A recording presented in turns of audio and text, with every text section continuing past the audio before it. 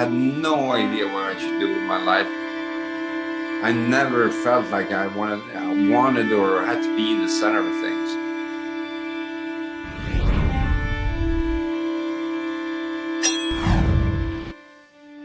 It just kind of happened with the success of my career, my modeling. You know, I kind of ended up there by a fluke.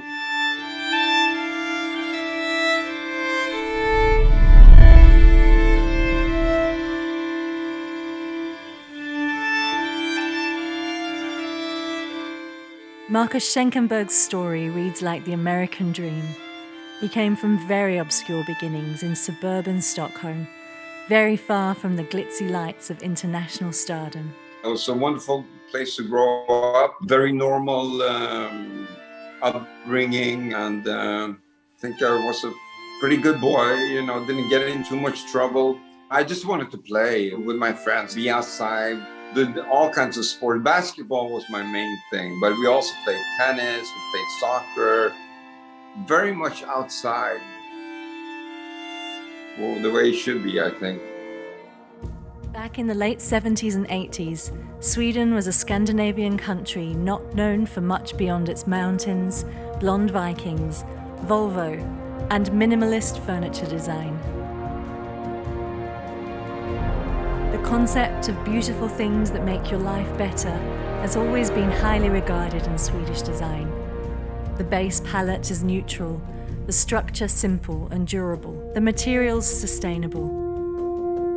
Not too much, not too little, just right, or lagom in Swedish, is often used to describe the national ideal, and this is evident in all things from politics to music, architecture to art, and yes, in fashion too.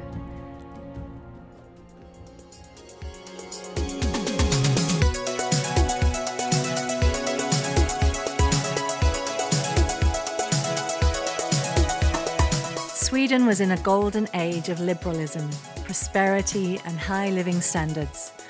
Architects Yvonne and Robert Schenkenberg van Mierop were of mixed Dutch and Indonesian heritage, one Catholic, the other Protestant. The pair eloped from the Netherlands to seek a better life. Their boys, Michael and Marcus, would be born into a freer society. My grandparents were religious. Every time we went to Holland, we drove down every summer, every other summer. They prayed before dinner. It says, Salve forbidden, which means, shall we pray before dinner? We all closed our eyes, and me and my brothers like, oh, here we go again, you know, but we closed our eyes and pretended we were praying kind of thing, and we didn't know, you know. But my parents they stopped doing that. They didn't do it to us, and they didn't push religion or anything. His father is a cool guy, you know, he's pushing 80 and he's driving a Harley Davidson, so he's a bit of a poser. I think he got that from his father. His mother, Yvonne, is a saint. She's absolutely wonderful, this serene, beautiful, beautiful person. I always looked up to my father. I thought he was so cool, you know. He smoked a lot of cigarettes, which was cool. You saw it in the movies, you know, the cool guys smoking cigarettes, and you know, he had this leather jacket. He always dressed in black, and so I thought my father was super cool, you know, and kind of looked up to him. He comes from this really intellectual background, you know, with the architect, you know, where form and design and conversations, and you know, I think that have benefited him when he works with people. For an energetic boy who craved excitement, and yes, maybe a little danger, the sleepy surroundings of Stockholm were a little on the dull side. No surprise, then, that his other big influence in life was blockbuster American movies. You're all clear, kid. Now let's blow this thing and go home.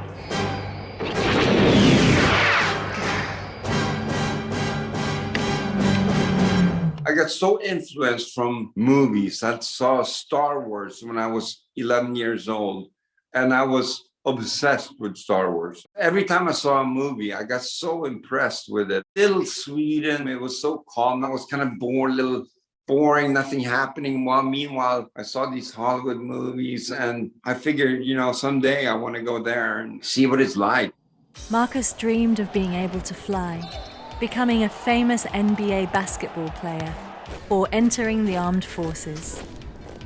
When I grew up, I saw the movie Top Gun with Tom Cruise. You two characters are going to Top Gun. Yes, sir. So I wanted to become a fighter pilot, as many others, I think, after seeing that movie. But me being a Dutch citizen, I couldn't even do the army. I actually applied when I was 14. I wanted to become a Swedish citizen, but I was too young. I had a little bit of complex when I was a kid. I didn't like anything about myself. I didn't like my straight, dark hair. I wanted curly hair instead of straight. And I wanted, I had a little bit of a darker skin complex. I wanted lighter. I was a little bit taller than everyone else. I hated that. I wanted to be like normal, average guy, So, but I guess maybe it's a typical kid, you want everything the opposite of what you had. So I didn't feel really comfortable in my skin. I was not the most popular. I was always kind of in the middle. So I went to this basketball school and my coach said, Marcus, you're way too skinny. You need to put some muscles on your body. So he got me into the gym and we started weightlifting. And as soon as I started weightlifting at probably 16, 17, and my body just reacted right away. I mean, I started growing muscles as soon as I started lifting weights.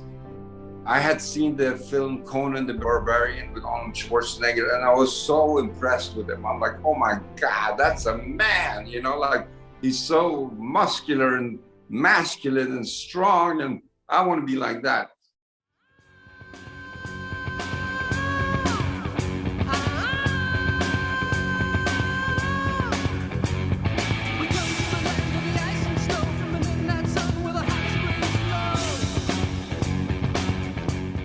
Into this environment rollerbladed a 19-year-old Swedish babysitter, part Dutch, part Indonesian, a total ingenue, with no idea he was about to turn the fashion industry upside down.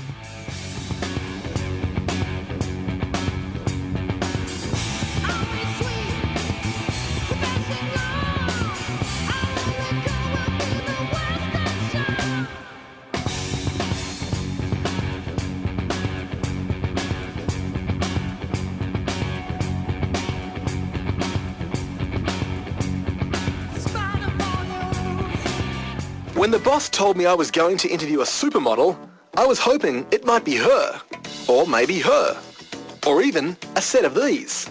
So you can imagine my disappointment to discover the model was a bloke, Marcus Schenkenberg, the world's first male supermodel. Marcus Schenkenberg's name is now legend. Anyone who was alive in the 90s will never forget that Calvin Klein jeans insert of 120 pages in Vanity Fair magazine. The ads that followed dominated the billboards, the magazine pages, and the fantasy lives of anybody remotely attracted to the male form. His body was a revelation of Michelangelic proportions, and fashion photography was to be the canvas. In successive campaigns, he would artistically bear all for the likes of Versace, Givenchy, Valentino and Armani, and be immortalized by top photographers such as Bruce Weber, Richard Avedon, Stephen Klein, Stephanie Frenda Stylander, and Erbritz. Many wanted to be him, and women wanted to be with him. His body, forget about it. The phenomenon Marcus created shifted the zeitgeist towards a more level playing field, and the realization that certain supermen could command as much attention and dollars as their famous female counterparts. The world was looking at a brand new species, the male supermodel.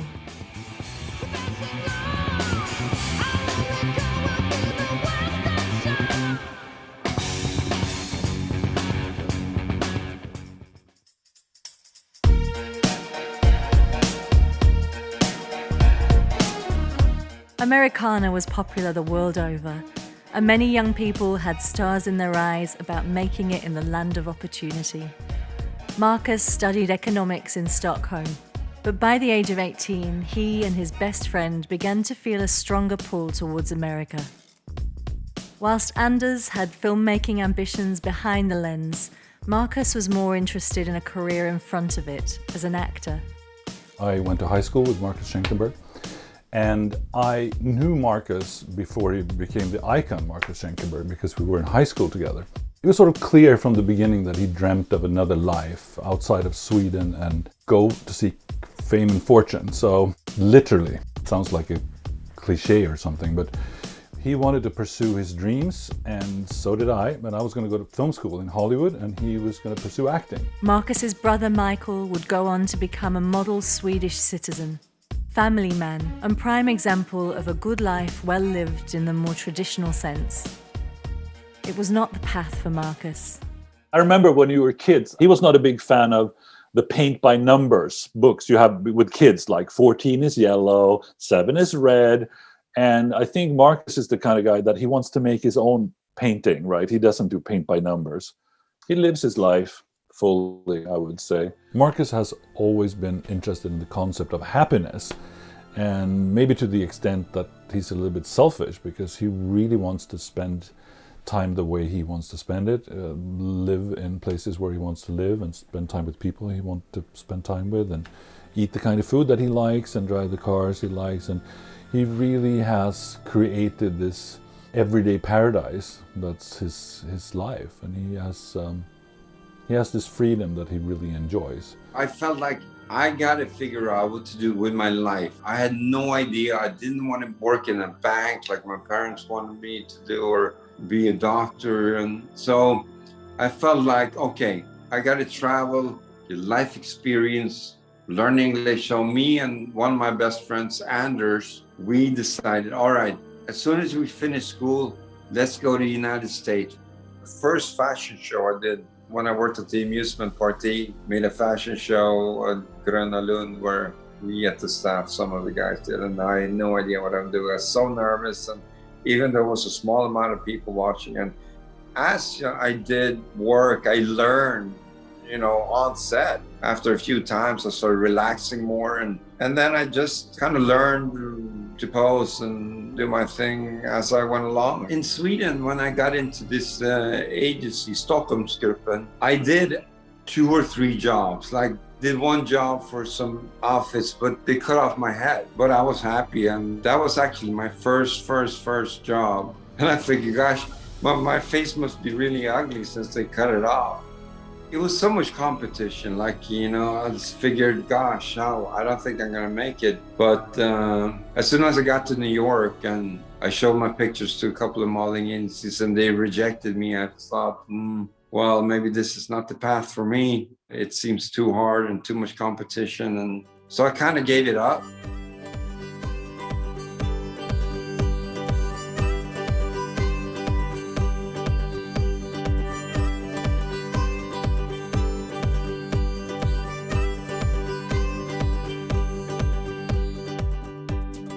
I remember in high school, he really wanted to do something outside of the box. He wanted to get rocked out of his orbit, and just going to Hollywood without a backup plan to pursue a better life. And you know what? He got a better life. He gambled and he won. We bought this ticket with 5 cities, New York to Orlando to Washington to New Orleans to Los Angeles, back to New York. For $200, unbelievable price. We took off. I said to my parents, listen, I gotta figure out what to do with my life, and I'll be gone for like a year. We're gonna go to the United States and see what happens. And my parents, of course, got a little worried, wondering how that's gonna go. And we had $200 each in our pocket. We figured we're gonna have to figure out some way to make a living, but we'll wing it. First came to New York, and it was just unbelievable. We're like, oh my gosh, we've seen all these Empire State Building in the movie, and we were actually here, and it was unbelievable. And we stayed some cheap hotel and ate whatever we could afford. We drove cross country like Thelma and Louise. We just drove for days and days and days, and we met a lot of strange people, and it was fantastic. And Marcus was a bit skinny back then. He didn't look like a supermodel. He was a studious kid, was into basketball, very nice, tall, skinny. And then we landed in Hollywood. we were going back to New York, and we rented a car, a mint blue Ford Mustang convertible. And we were driving over Malibu, and it was really warm, and it was February. It was shitty weather in New York. It was ice cold, and it was a snowstorm when we left. With the cool wind in our hair, with the sunshades in that car, we said, we're going to stay. We're going to stay in LA, and we're going to live the Hollywood life. We lived in central Hollywood. I got an apartment, and he stayed at a motel across the street. So we were actually neighbors. He wanted to become a film director. When we came, we traveled around for a few weeks and ended up in Los Angeles.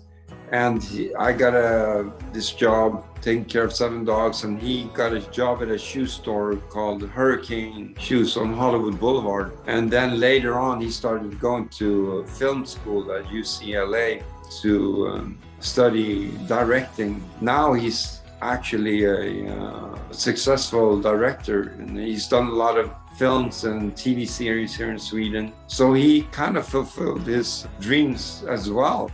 I always thought that he was going to go into acting. He was really a movie buff. So I was sort of surprised by the model bit, because they've always been very interested in acting, and he's a very good actor. He didn't look like a supermodel back then, but during that summer, that first summer in Los Angeles, he started getting very, very serious about his fitness routine, his workout routine. I mean, really serious. So like in one year, he gained like 10 kilos in muscle. And he started hanging out at Venice Beach. And he sort of blossomed into what would later become Marcus Schenkenberg. And I started seeing reactions. People on the streets were looking at him, pointing fingers in a good way. He sort of transformed over that summer, 1988, into his image, what became his image. Anders Lenberg directed an art feature for film school, with Marcus playing the lead. Meatballs and Macaroni was the pair's first ever feature film credit, and an early example of what could be termed the Schenkenberg effect. The film had audiences asking with awe, who is that guy?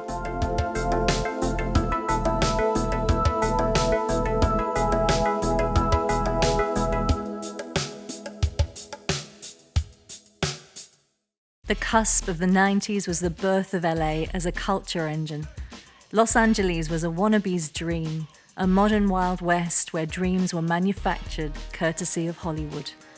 A number of movies depicted LA as a destination with unique identity. West Coast hip-hop would emerge as a major force in music during this period. Moreover, the gang activities in films were actually taking place in the streets.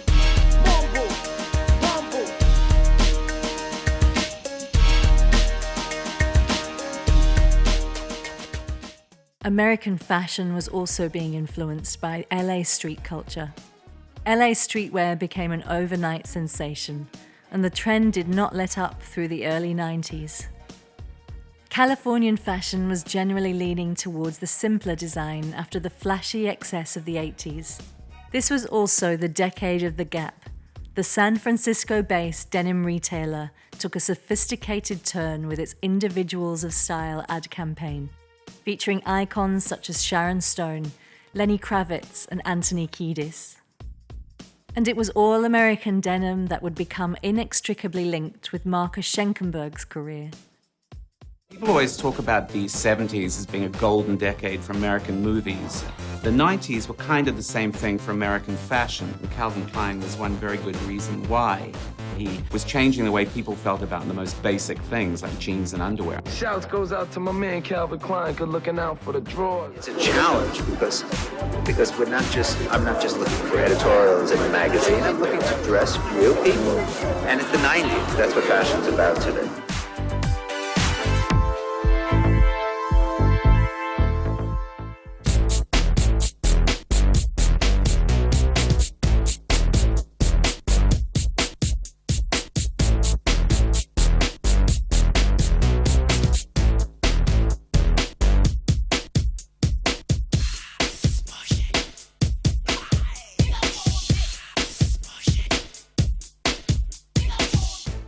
I was actually on Venice Beach.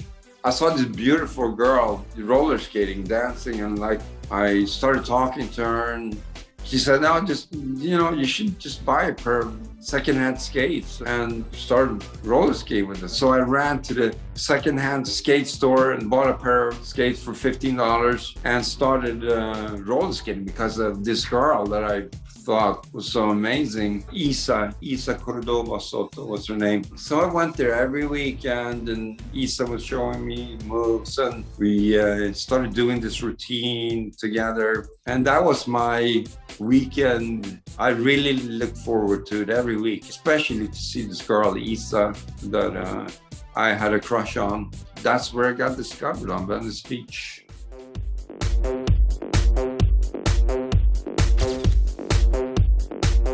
Barry King, he started actually taking pictures of me roller skating. I mean, we always had a big crowd watching us, so I didn't even notice. Then he came up to me and said, hey, I think you got a good look, and do you want to do some test photos? And he seemed like a nice guy, so we did, and we did some test photos, and he said, you should take him to an agency and see if, maybe they'll take you on.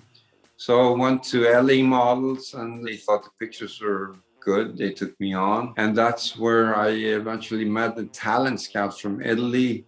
They took me to Italy, and that's how I basically started my modeling career. And that opened a whole new chapter in my life. I always thought that he was going to be an actor because he was always taking acting classes and going to auditions and everything. But he didn't become an actor. He became this icon instead. My first job in Los Angeles was these posters. This guy, a great photographer named Cal Yee, said, hey, do you want to do a poster? And I said, yeah, sure. It would pay me $300 or $500, which was amazing for me back then. Ended up shooting 2 posters, one by myself in a tiny Speedo up against a brick wall or something. And then with 4 other guys in the locker room, me being the football player with, football gear and bare chest. And when I joined LA Models, they sent me to a casting for a car commercial or car advertisement. And the job would pay like $10,000. I could not believe it. Like, my gosh, it's like being in the lottery every day.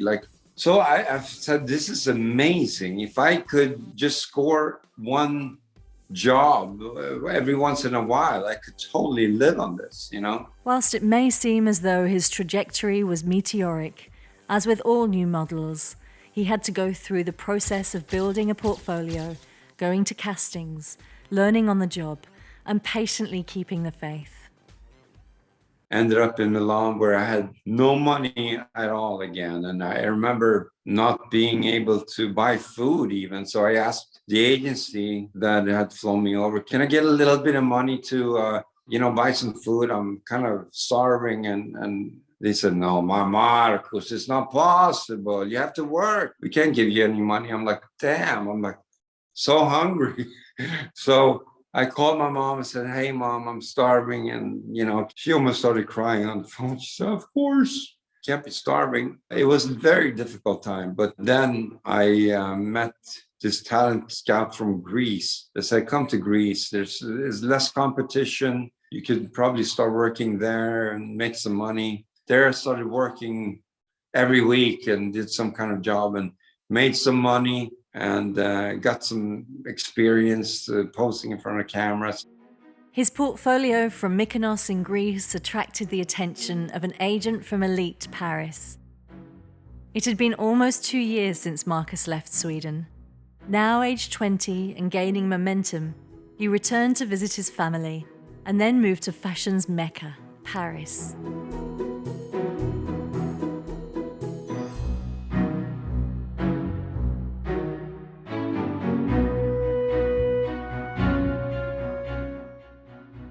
I remember one of my first shoots in Paris. I mean, I had so little money before I got my big break, and they asked me to, strip down to my underwear. I knew I had holes in my underwear. I didn't know, what am I gonna do? Gosh, they want me to strip down to my underwear, and, I had kind of no choice, and I just tried to cover my holes in my underwear. But I think they saw them, and the photographer was kind of laughing at, I was embarrassed, but they thought it was kind of funny. And when I told my parents that, I got an offer to start modeling when I was in LA, and they were very skeptical. And once I started making money, I bought my mom really nice birthday presents with diamond bracelets and stuff. She said, maybe this modeling thing is not too bad anyways, maybe you should go for it, I ended up on a couple of covers of magazines and got her some nice presents. So then she saw a little bit more optimistic about this modeling thing.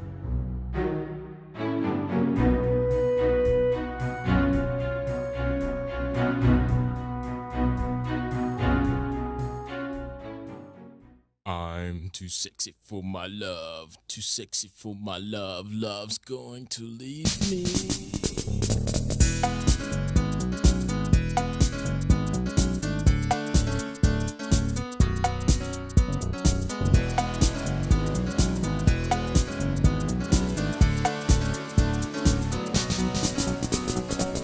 Today's pages of style Bibles like Vogue Homme, Another Man, Esquire, GQ, Details and Fantastic Man are filled with striking faces, but campaigns are still the standard by which all are judged.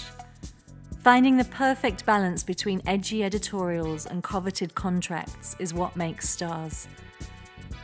But holding the interest of major brands over a length of time solidifies careers.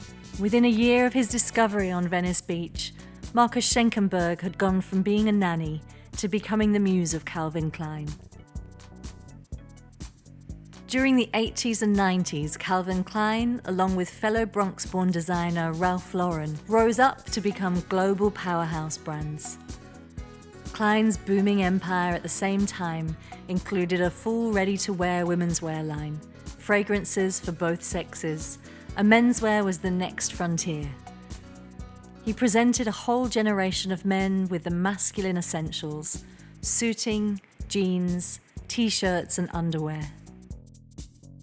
Calvin Klein, it was like the top dog, the main event, like Brooke Shields, when she was 15 years old, she got a big break with Calvin Klein too.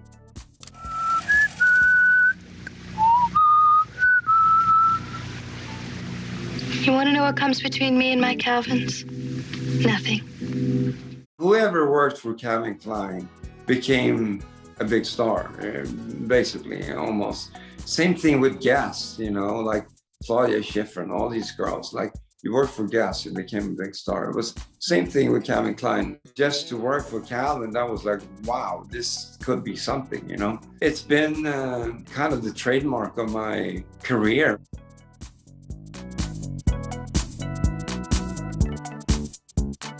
I had done a photo shoot in Miami for a catalog. And while I was in Miami, I met this agent from an agency in Miami who said, hey, can I represent you? I said, fine. And he called me up a couple of months later and said, hey, Bruce Weber and Calvin Klein are interested in you for a new campaign. Would you be interested? I said, yeah, of course. And they actually booked me directly from Paris, flew me into San Francisco, where we shot for about a week, 10 days.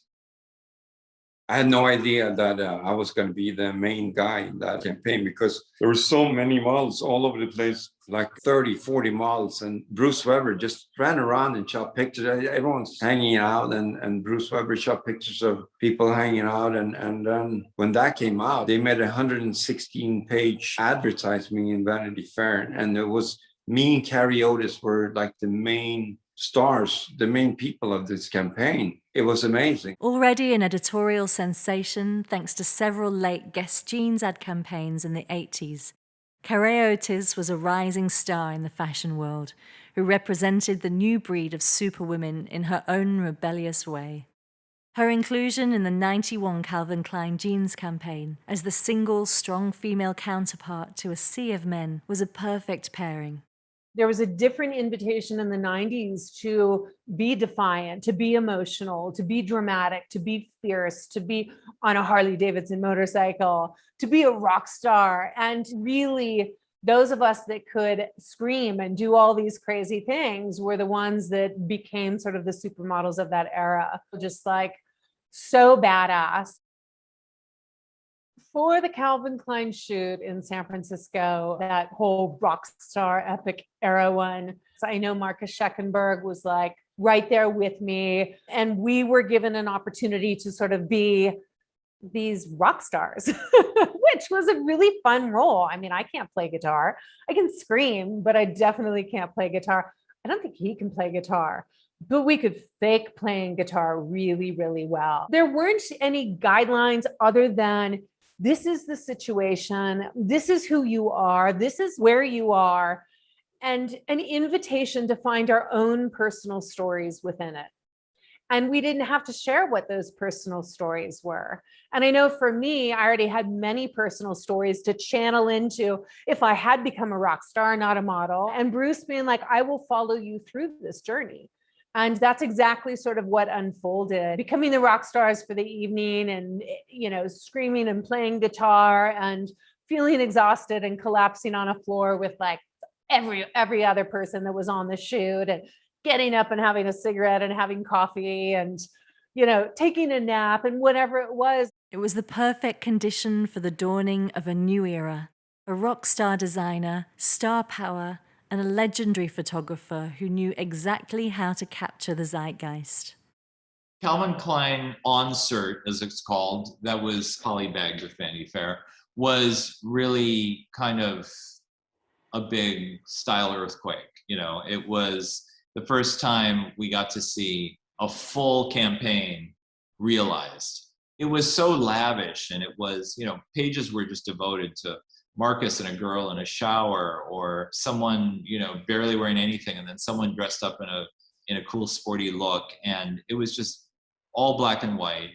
Carrie Otis looking gorgeous, Marcus Schenkenberg, a couple other models, and it really kind of changed things. In a way, he was creating the new hunks and the new heroes and the new, you know, the kind of the new guard. I always have to give a lot of creative kudos to Calvin Klein, the man, because he always was the one who wanted to push the envelope a little bit. Whenever Calvin Klein came out with something and he would pick the best photographers, you knew it was going to be sensational. So that was a big moment. And I bet if you go back and look at it, it still looks great, and it looks timeless. Bruce Weber was really one of the 5 top photographers at the time. I mean, I guess he still is. Bruce was a visionary. He wanted to be an observer of what it was that we created. And because we had worked with Bruce before, I believe all of us had, there was a mutual trust, both in that the images that he was going to capture were going to be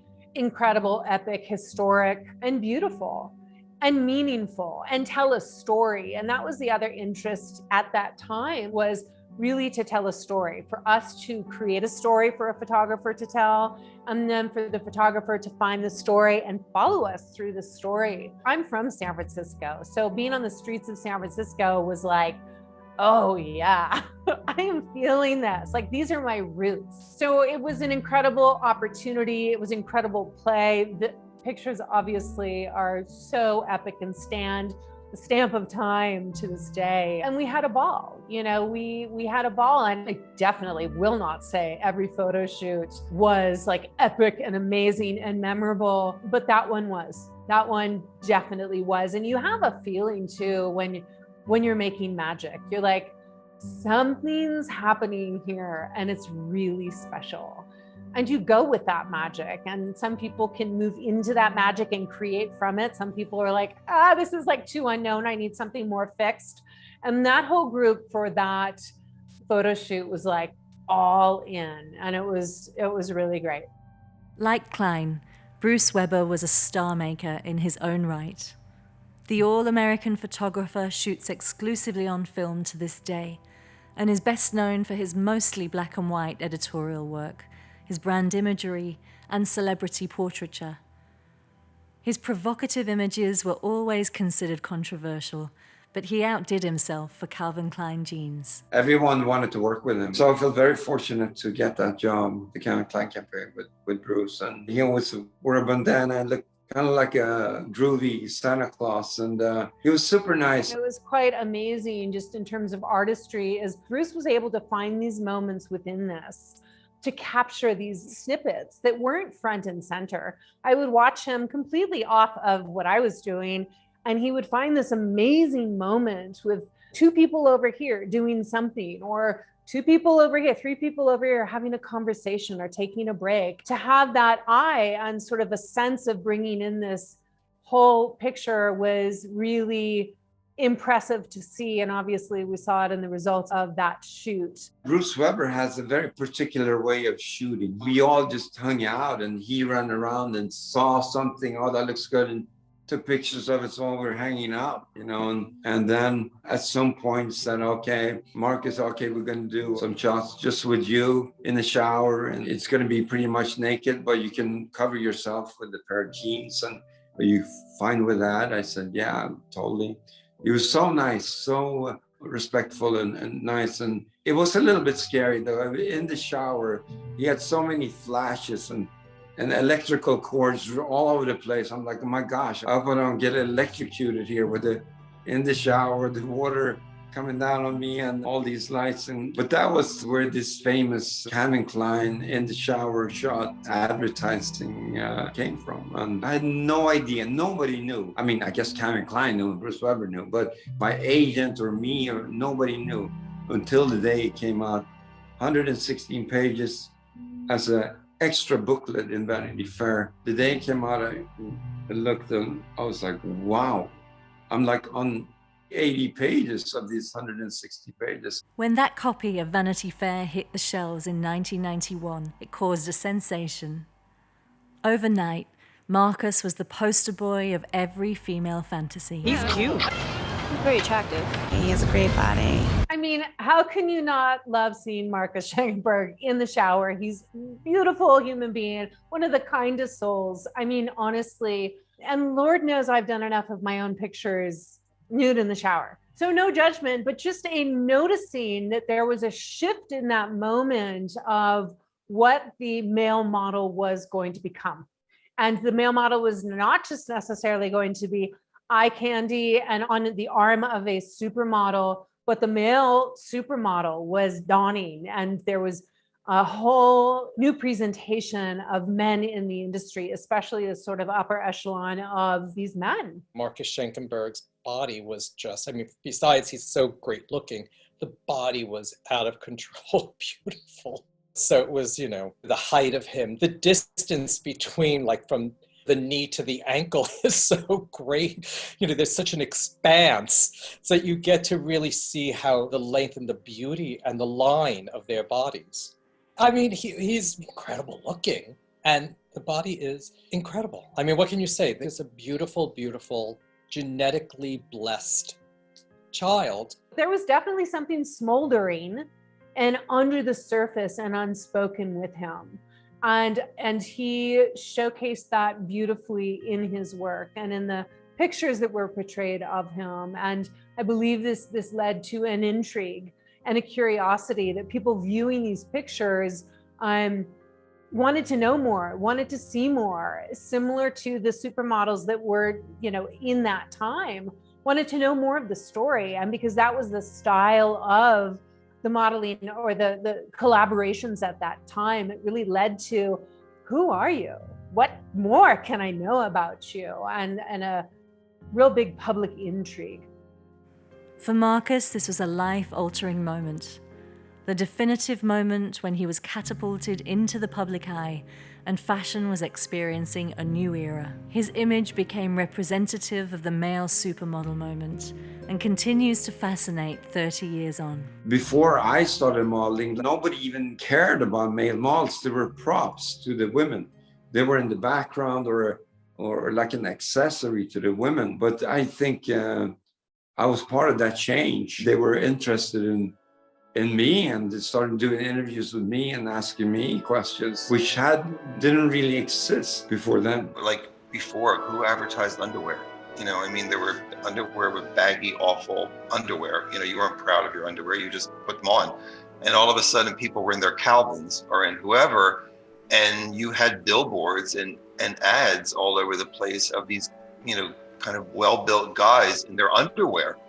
And all of a sudden, the male physique and the male supermodel or celebrity who was actually maybe wearing Calvins for the advertising at that point, all of a sudden there was interest. But I think it was part of what sparked the original, interest. There was this feeling of emancipation. There was something where you saw men that were not afraid to embrace their sexuality or their physique and were not confined to a suit and tie any longer. They became as exciting on the runway as the women did. The shows became a celebration of who they were. And Marcus is the perfect example of that. I mean, let's be very honest. We first saw that Bruce Weber spread of Calvin Klein and it was like, okay, who is this? Marcus embodied like a complete Adonis. Marcus's physicality is as perfection as we get with the male species. He's a beautiful specimen and like a beautiful human being, really, really stand up and really kind and really present. And what I think was really special about him and what made him stand out is both like his physicality, but also that there was a story and an energy within him that we didn't quite know. Like there was something else going on with Marcus and we were never gonna know it. There was no invitation to know what it was. There was just this like person that was portrayed where you wanted to understand and know more of him, and he wasn't going to ever say anything. And so there was a mystique. The Calvin Klein campaign was my big break, and it's been synonymous almost with my entire modeling career, and I'm forever grateful to both Calvin Klein and Bruce Weber for, making that happen. It was an art piece, something I was incredibly proud of just to be part of. For me, Marcus Schenkenberg was definitely the first male supermodel. Like he broke the mold and was able for all the other guys to kind of become noticed. I just thought he was just so iconic. With that campaign coming out, it just changed everything, And I met this girl, Maureen Gallagher, who I did a fashion show with in Barcelona, mulatto girl, half black, half white. And I said, oh my gosh, what a beautiful girl. And, we started talking and she lived in New York and I lived in Paris. When I got the Calvin Klein campaign shooting in San Francisco for a week, my flight going back to Paris was through New York. So I just got off the plane in New York and didn't get on my connecting flight back to Paris. And I just went to her place. That's how I moved to New York, straight from the Calvin Klein shoot. I had long hair at the moment, so most agencies said, no, sorry, we don't want to take you, or you think your hair is too long, you have to cut it if you want to be with us. And then I came to Boss Models and Jason Canner, and they said, yeah, wow, you're great. I didn't even tell them that I just done the Calvin Klein campaign because I didn't even know if anything would come out of it. And then when it came out, and they were like, wow, they felt like they had won the lottery, and me too. Well, after the Calvin Klein campaign came out, I ended up on the cover of Daily News. And my agent, Jason Canner, actually called me and said, hey, did you see on the cover of Daily News? Isn't that crazy? And I'm like, what? Sure enough, there I was.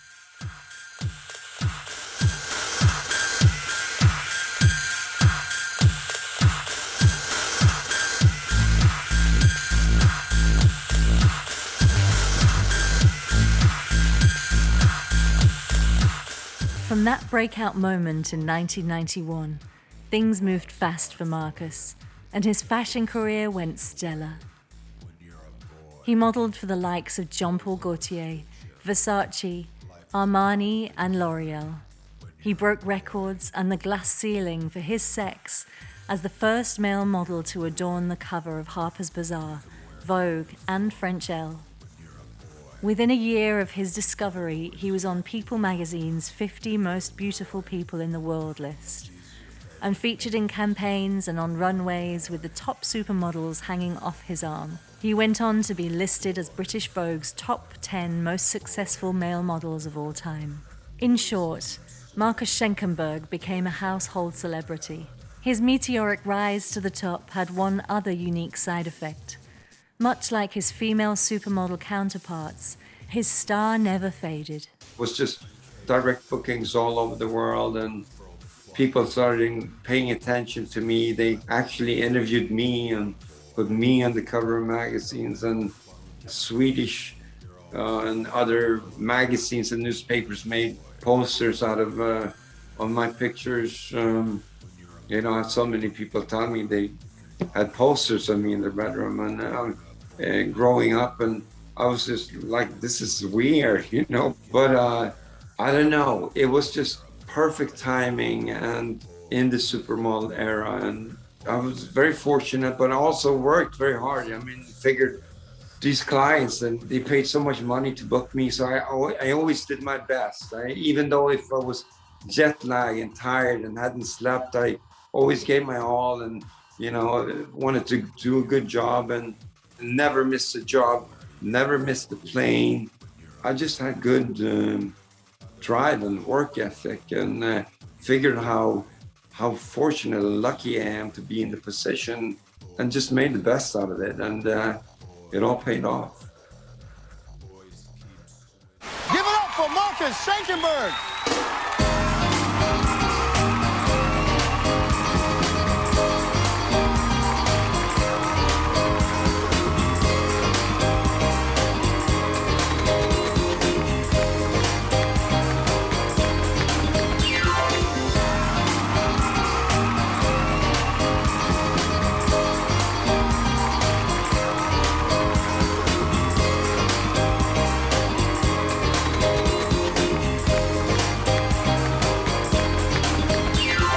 Marcus broke the barriers. Marcus put the male model on the map. Well, if there is such a thing as male supermodel, I guess I am.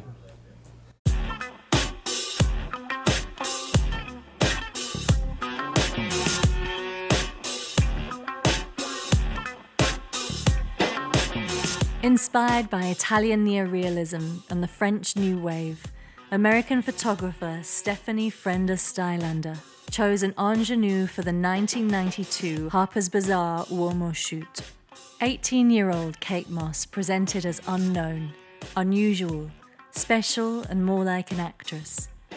Alongside Marcus Schenkenberg, a male superstar who always shot in a godlike way, Stylander chose to deconstruct his look to create a cinematic love story of a cool young couple wandering the gritty streets of New York City. I shot for Harper's Bazaar with Kate Moss in New York City. Kate Moss was just kind of in the beginning of her. She wasn't super famous yet. We were all over the subway in New York City, and I remember wearing these weird glasses, and Kate was kind of a little bit shy and quiet, you know, but we were just running around New York City in the subway and whatnot, and the photographer was clicking away, and it was, you know, nice, easy, good shoot. I think good pictures, very casual. We were just kind of doing our thing, and me and Kate and the photographer just snapped away.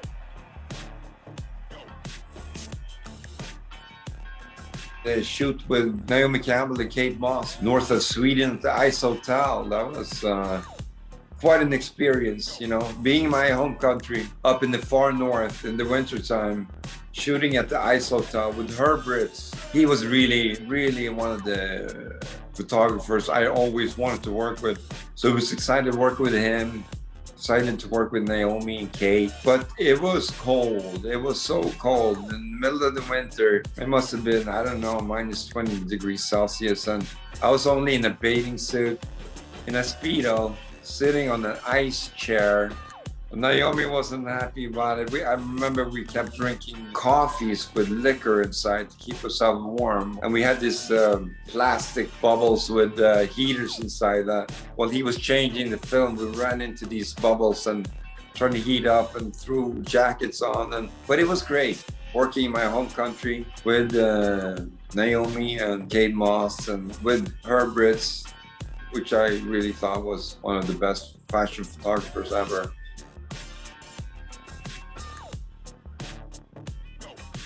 You just looked at Marcus, and his proportions were amazing. They were just right. He wasn't overly pumped, and he wasn't like one of those super skinny guys that just fit into designer clothes, but yet that's it. It was almost like a ballet dancer, his body. The proportions were magnificent. These long legs and a broad shoulder and a smaller waist, and he had his long hair, which was kind of, interesting, and he's just great looking. And then you met him and he was absolutely wonderful and totally into working in the photo shoot and getting it right. And one of the more well-known photos I say that we did of Marcus is a photo that we did of Marcus with Linda and with Jesse the chimp, actually. And it was for a company we were working for at that point by the name of Canary. Linda was the contract model for Canary at that time, and we did some really great photos of her. Who better to be Tarzan than Marcus? There was no one else. Come on, seriously, this is like a no-brainer.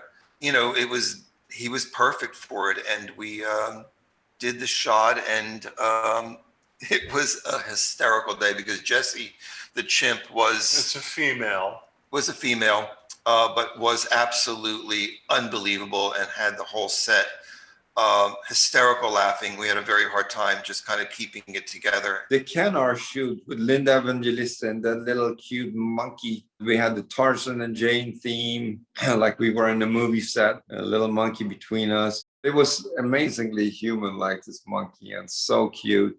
And it was a great shoot. Rocco had been, he was so nice, such a great photographer. Linda was nice and in a good mood. And that picture turned out so nice.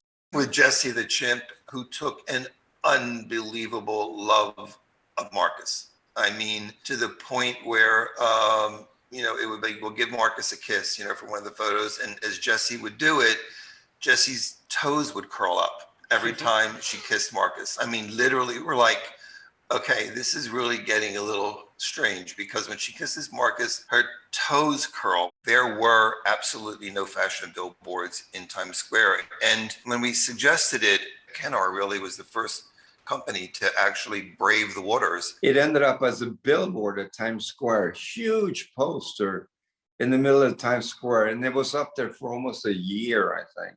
I lived around that area. So every time I went downtown, to a restaurant or a club or friends or whatever, I drove by this huge poster of myself at Times Square. The Stephen Klein shoot, it was I think in Long Island, New York. Came out there and he didn't really have quite a plan on what to do. They were talking about dyeing my hair, which they asked if they could do, and I said, yeah, sure. And so they did that. They dyed my hair, and we had some wild and crazy outfits. I mean, that was kind of homoerotic, I would say. I remember my mom saw those pictures, and that's actually the first time she said she didn't really like the pictures, and I can see why. When Alexander McQueen presented his own take of classical Greece for his 1997 Givenchy debut, the scene that unfolded was mythic. Constructed at the École des Beaux-Arts in Paris, an A-list of supermodels floated regally across the runway in stunning gowns. But way up high was perched a surprise addition, an angel. Marcus Schenkenberg transformed into Icarus, semi-naked, complete with wax chest, looked nonchalantly over the scene from his heavenly vantage point. Far from presenting as camp, McQueen's aesthetic was characterized by a certain darkness that captured the imagination. It was a genius pairing, not only offering an arresting editorial moment, but capturing for posterity some of the supermodel's most memorable and loved images that perfectly visualize the spiritual effect of Schenkenberg's flawlessness. It was a transcendental moment that, ironically, Schenkenberg was unaware of at the time. I was in Paris, and they wanted me as for the fashion show, and I was kind of confused at first because I knew it was all women haute couture clothing, and I was wondering what am I gonna wear, And I got to the show, and they had built this huge, two ginormous wings, like angel wings, like kind of like Victoria's Secret, but but much, much bigger. So I was sitting on top of above the stage where the show was with these huge angel wings, and pretty much that was my job, sitting there during the show and I guess guarding these models, being their guardian angel or something, 30, 40 feet high up in there and watching the show. I didn't even realize when I was sitting there how nice it looked. Not until afterwards when I saw photos of it, I thought, wow, that looks pretty cool, better than I thought. I was, to be honest, kind of a little bit bummed. When I found out I was gonna sit up there and not be part of the show, but looking back afterwards, I think it looked really nice.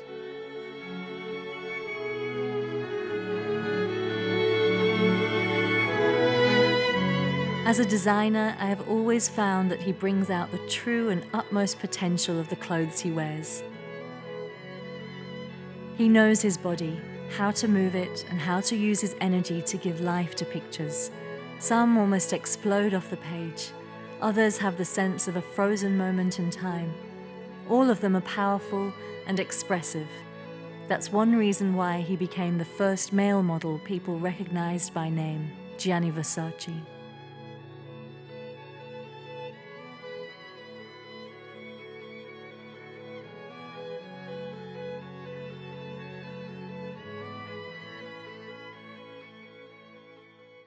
My two favorite jobs of all time is the Calvin Klein campaign, which I did with Bruce Weber, Cariotis, and the gang, and which gave me my big break. And then the Versace campaign with Richard Avedon, which I think Richard Avedon is really probably the #1 photographer I ever worked with. It was amazing. I mean, he was 75 years old, so much energy, like incredible. And I was shooting for, 6 days in his studio in New York with Stephanie Seymour, who I kind of had a crush on. So it was very exciting to go to work every day, even though I was completely naked in those pictures. And so that was kind of awkward, She was wearing all the clothing and the dresses, and I was completely naked, which was the first day or two was kind of awkward. So we were working for 7 days in New York in his studio. After 2-3 days, I figured,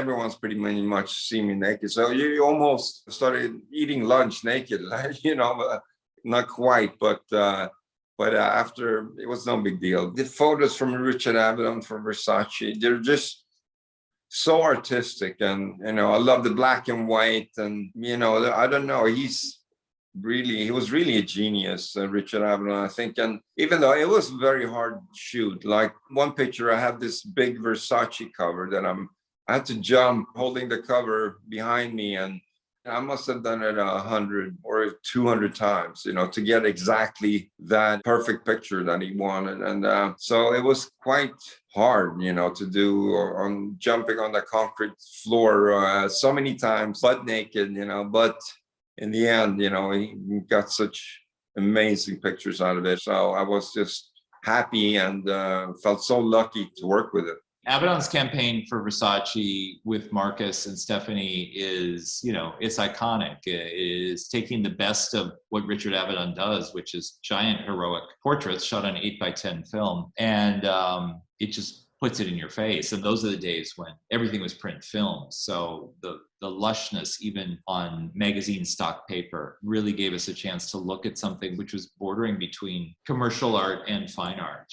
And I think it was incredibly inventive. And it was a new way to see product. Like the robe would be kind of open and falling off. Or I remember that amazing picture of Stephanie and Marcus showing off tableware. Really austere, dynamic pictures.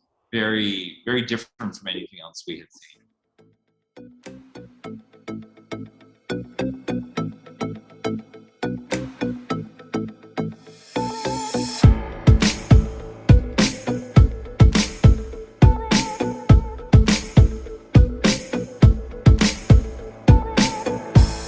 I miss you, though you've been in my life for 2 days.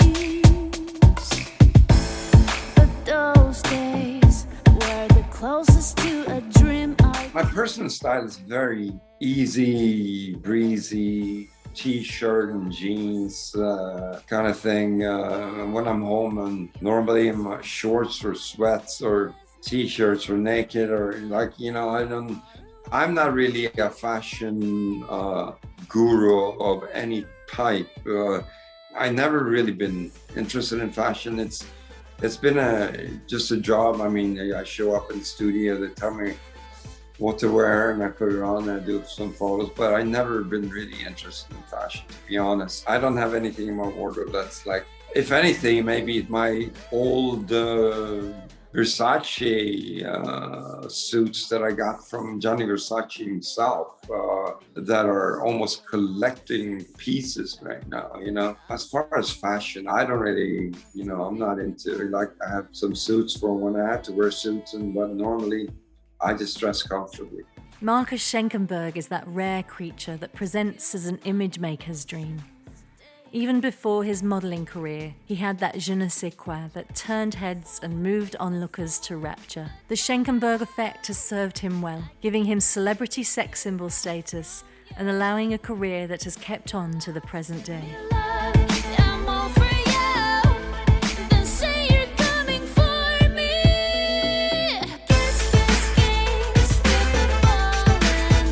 I think part of the longevity, like that I've been able to work for so long in the business is because, you know, I think naturally I've always, you know, take care of myself. Working out is on a regular basis something I would have done even if I wasn't a model, you know, because it makes me feel good, makes me feel strong, more self-confident. And so that's definitely something I would have done either way. I always loved to travel. So that was a good thing too. And so it fitted me in every way. Everything about modeling suited me well, you know, except for being super jet lagged many times, you know, but that was a small price to pay for all the pros and of being a model, you know, it really fitted me.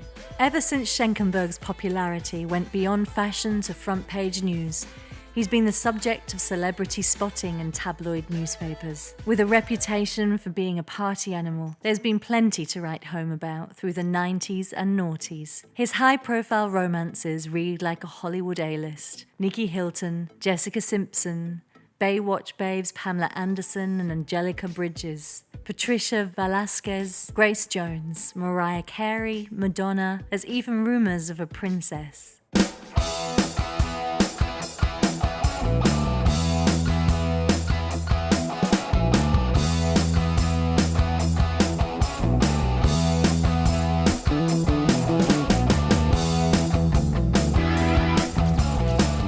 It was so crazy, you know, for me going, like I said, in school, I was not the most popular guy.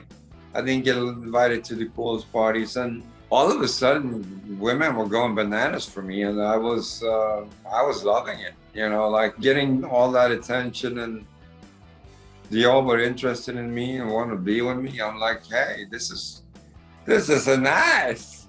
Maureen was my first real, Maureen Gallagher from New York. We did fashion shows in Spain together. It was kind of love at first sight as well.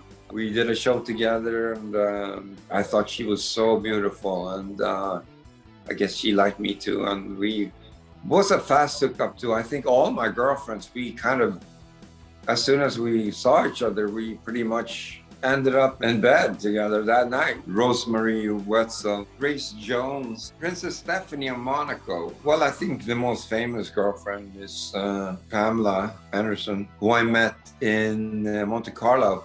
We were there for the World Music Awards. Dan Matthews from PETA was there too, so we had a kind of a common person we knew. We had the show and then dinner and then partying, and that night Pamela had the room right under me, actually, a suite right under me, and we went after the club, we went back there and had our own little party and kind of clicked right away. And I remember then we stayed an extra day there and hung out. And then after that, I had to go back to New York because I was in acting school in New York.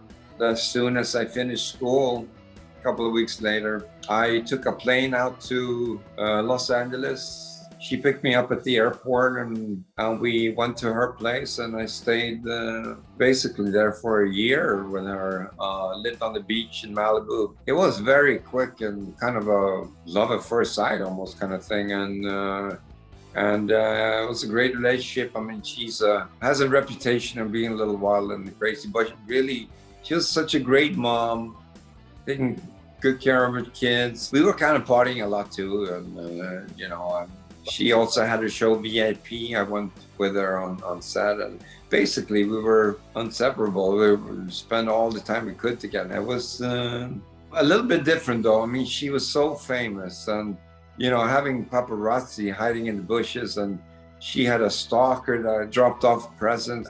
It was just a lot of attention. When it comes to talking about his current status, the answer is much more coy. The truth is, Marcus Schenkenberg is something of a romantic. Will there be a Mrs. Marcus Schenkenberg in the near future? Me. Yeah, well, I guess I am a bit of a romantic, you know. When I was younger, you know, I figured it was the most important thing in my life to reproduce, have children. But also during my career, I've had like maybe 5 serious girlfriends in my life. I could have had children with any of these women, but I was always on the road, traveling, going from there to there and there. I could go away for months, and I wanted to be a hands-on father. I wanted to really raise my kids, you know. So now that I'm older, and I mean, I don't work as crazy all the time, flying around. So now it's the perfect time, but I just have to find the right partner, and if that happens, I'm ready to go. A toast to the most brilliant chemist on the planet and his greatest invention yet. Marcus Schenkenberg. Marcus Schenkenberg! Becoming a household name certainly has its perks. Marcus Schenkenberg was not only a pin-up boy for magazines, calendars, TV and tabloid news, but a multi-dimensional brand in his own right that offered other men a touch of the unattainable Schenkenberg effect.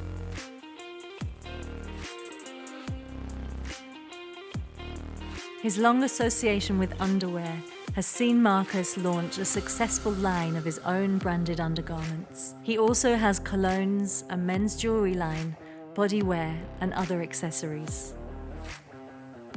I thought about the design a lot, the writing, and everyone seems to love the product. Pearls from Tahiti for everybody, not so expensive. It's a bit rock and roll too. I've done my fragrance line, my cologne, and my underwear, bodywear line with shirts and underwear, and I also have a jewelry line with pearls for men, which is quite unusual. But I did that with Grandeur, a Swiss company that specializes in pearls. So I think it might be the first male jewelry line with pearls for men, which is quite successful and still selling to this day. You know, like my cologne is the smell, you know, it's just a smell that everyone likes. I never heard anyone say they don't like it.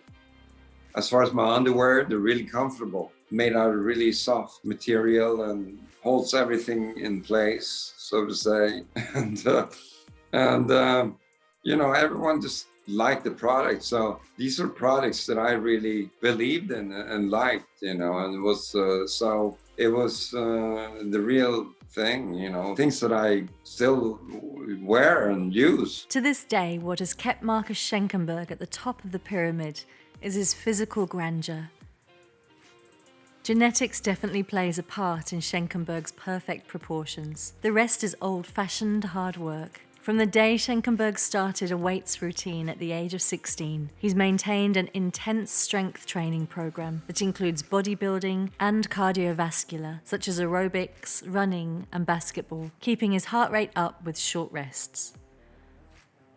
It's allowed him to compete with the best, whether in boxing, horse riding, car racing, bobsledding naked for charity, or any other physical challenge he's taken on in the line of duty. Schenkenberg's authority on the subject of workouts even inspired his very own fitness video. Perhaps unsurprisingly, given the eye candy for women. Francois Nars. Marcus's face is like a sketchbook. He can be natural or go all the way with makeup. He's artistic in his approach to modeling because he can feel what the picture is about and play that up for the camera. Because of this, and because he's open and accepting of change, he's definitely a man who can wear makeup and still be himself.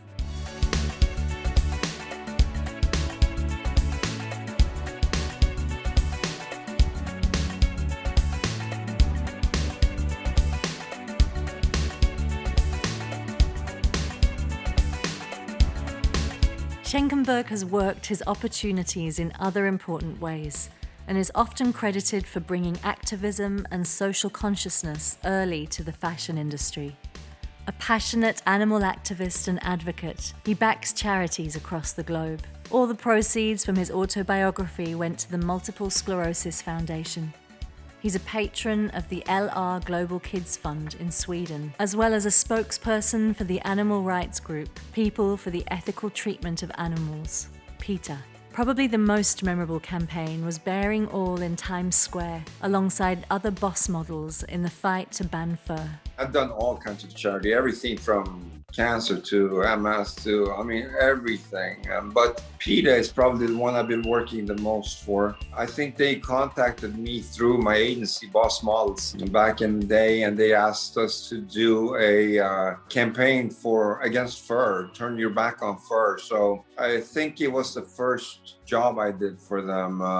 We were at Times Square, a bunch of us, maybe 8 models, and we were turning our back on fur naked at Times Square. We were not actually 100% naked. We had some little things covering our most private parts, since I think we could have been arrested if we were completely naked. So, but that was the first time I worked with them, I think. And Dan Matthews from PETA became kind of a friend of mine, and we did so many different things together in Milan and LA and all over the world. I did a campaign for them, Let the Birds Free, and something about nightclubs in New York where they had you couldn't get into a club if you were wearing fur. And so we did so much work, and like I said, Dan Matthews from PETA became kind of a friend, and yeah, I was very, very happy to work with him. You know, animals in general, they have no voice and they're so innocent and they can't speak up for themselves. So I figured if I could help them speak up, I would certainly be happy to do that. And also fur, killing an animal or several animals just for a coat, it's just horrible. I was always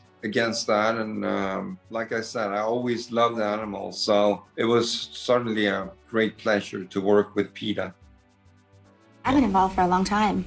Since Baywatch days, I was calling him. I've been an animal activist since I was little, rolling nickels and quarters and sending him off to animal causes. I think it's a very important message to get across the world, and I think because we are public figures, instead of people using it for press and for tabloids, it's good to be if you do have a name that's known to the public, I think it's good to use it for important things like this. Modeling has certainly offered Schenkenberg an incredible career, while expanding into multifaceted business. Once I became well known for modeling, I got so many offers, from doing movies, from singing, and all kinds of different things. So I tried, for example, I had a friend who's a producer who made a song La Chica Marita, and he asked me to come to the studio and just, try some singing for fun. And next thing I knew, Virgin Records wanted to sign me on. And so I went to Germany, did PR, and did some festival in front of 15,000 people where they had different artists doing 1 or 2 songs. And, I tried my thing in that. Of recent years, Schenkenberg has moved back to his roots in Stockholm, Sweden, after over 20 years living in New York City. This is partially to be closer to family, partially because of the evolving political situation in the USA, and partly due to his continued popularity in the European film and TV world. These days, he spends more time focusing on his original love, acting. I got acting offers for movies, and I did my first film, Hostage, playing a lead role without any acting training or anything. It went okay, but that's where I got my interest in acting, and took acting lessons in New York for 2 years at William Esper Studios, and and did some more of that. That's something I actually enjoyed. He has acted a lot, more than people might think. He's always taken acting classes, and he did a great indie movie in the 90s where he played an art director. Really good, non-glamorous role. He was the bad guy in Prince Valiant, also in the 90s, with rotten teeth, and he was really the villain in that one, so going against type. So I think he will act a lot in the future. He did test for a lot of things though. He tested for Robin and for Batman, but all those Hollywood guys are very short, so I think they're intimidated by, he's very tall, but I think he will do a lot of acting in the future. These days, Marcus is philosophical about his career and what it all means. What's next for Marcus Schenkenberg? Well, I'll just continue to do work whenever something good comes up, and maybe do some more acting. And other than that, we'll see. Maybe get a family soon. That would be something amazing. But I mean, if it happens, it happens. If not, I'm fine with that too. But I never really make too many plans for the future, because every time I do,